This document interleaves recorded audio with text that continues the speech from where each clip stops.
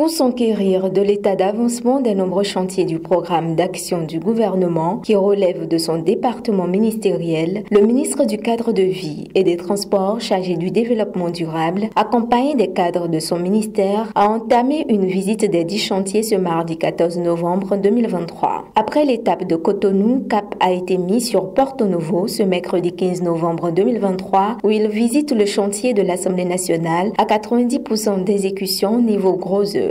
Le site de l'Assemblée nationale, de construction du siège de l'Assemblée nationale, comme vous l'aurez remarqué, le majestueux bâtiment en gros œuvre est pratiquement terminé.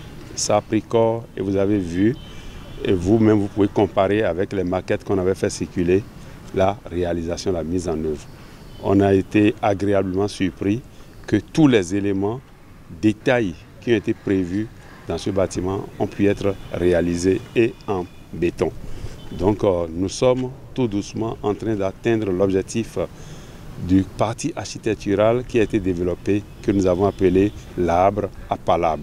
Quand vous voyez le bâtiment, vous allez sentir effectivement qu'il y a un tronc d'arbre qui est en train de supporter ces feuillages et sous lequel les parlementaires vont s'asseoir pour discuter des projets, des problèmes de notre nation, représenter efficacement, dignement la population.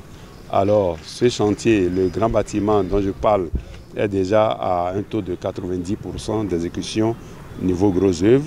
Les autres bâtiments satellites annexes sont un peu moins évolués, mais qui vont également être très vite réalisés parce que le plus grand effort était sur le bâtiment central qui est un bâtiment emblématique et très complexe. L'entreprise en charge des travaux de finition et de seconde œuvre a déjà commencé par se mobiliser à 18 mois de travaux à compter d'aujourd'hui et bientôt, en début, au plus tard avril 2025, vous allez voir ce bâtiment qui sera mis en consommation pour les députés. Le musée international du Vaudou de Porto Novo, également visité par la délégation, est au niveau des travaux de fondation vu quelques difficultés rencontrées. Au niveau du musée international du Vaudou, nous sommes au niveau des travaux de fondation.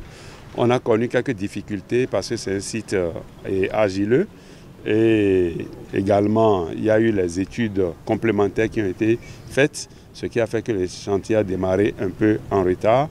Nous sommes aujourd'hui à près de 8% de taux d'exécution, mais toutes les fondations sont déjà pratiquement achevées. Il reste les formes de dallage à couler pour commencer à couler le coulage des voiles.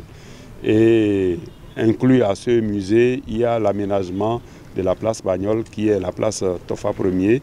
Une nouvelle statue a été déjà conçue et fabriquée et se trouve déjà au port de Cotonou. Le socle, les travaux du socle vont être réalisés par l'entreprise Satom. Ces travaux vont être achevés d'ici fin décembre pour que nous puissions monter la statue de Tofa là-dessus. L'ancienne statue sera déplacée vers le jardin d'été de Tofa Ier et ça permettra à l'entreprise Jet Contractor de faire l'aménagement du site. Enfin, le ministre constate également le taux d'exécution physique des 173 logements sociaux à Porto Novo, qui sont une première phase du programme 20 000 logements. Ici, c'est 173 logements qui sont prévus. Tous ces 173 logements sont déjà coulés et présentement, nous sommes en train de procéder à leur couverture et aux travaux de finition. Et comme vous l'avez suivi avec le ministre, tous ces travaux vont être finis pour janvier au plus tard. Et dans tous les cas, au premier trimestre de l'année 2024, nous allons lancer la commercialisation du programme 20 000 logements à partir de Porto Novo. Donc un rendez-vous est pris pour début 2024 pour que vous puissiez constater vous-même l'engagement pris, le respect de l'engagement par l'État béninois. Retenons donc que tous les chantiers évoluent convenablement avec de bons taux d'exécution.